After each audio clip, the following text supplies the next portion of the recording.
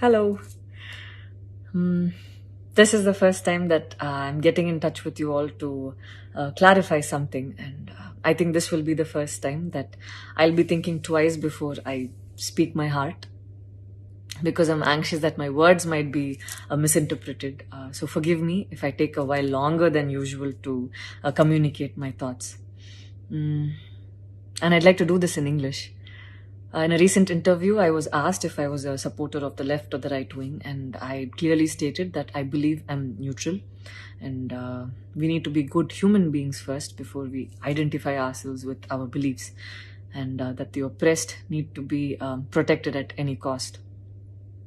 So, further into the interview, I went on to elaborate on how I look at things, and I had quoted two references which had a huge impact on me and which left me traumatized for days.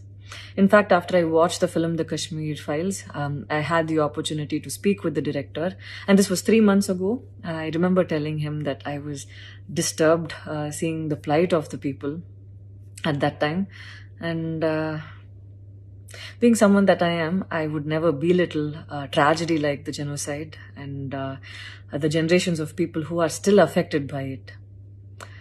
Having said that, I can never come to terms with the mob lynching incident that had taken place during our COVID times, because I remember seeing that video and being shaken for days.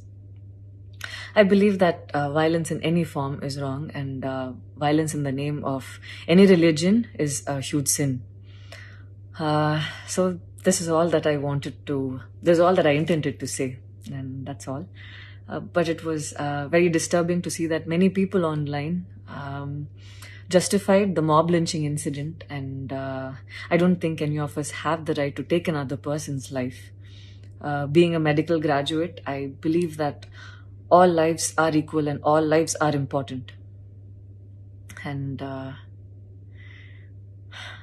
I hope a day doesn't come when a child is born and he or she is scared of his or her identity. And I pray that we're not heading towards that, at least. 14 years of my life, my school life, I remember every day going to school and chanting, all Indians are my brothers and sisters. I love my country and I'm proud of its rich and varied heritage. So maybe it went so deep into my head.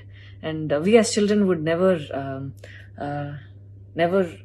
differentiated each other based on culture or caste or religion. So anytime I speak, it comes from a very neutral ground, and I was very surprised to see that whatever I had spoken was taken in a completely different way. And it was also very upsetting to see that a lot of prominent personalities and websites had carried a snippet from the previous interview that I had given, even without seeing the complete interview or the genuinity behind what was said. I would like to take this opportunity to thank the people who stood by me the last few days, because I remember feeling so alone and conflicted, wondering what I did wrong. And it was heartwarming to see that a lot of people raised their voice in support of me, and I felt like they knew me for who I am. So thank you so much for making me feel like I wasn't alone. So I wish you all happiness, peace, and love. Thank you so much.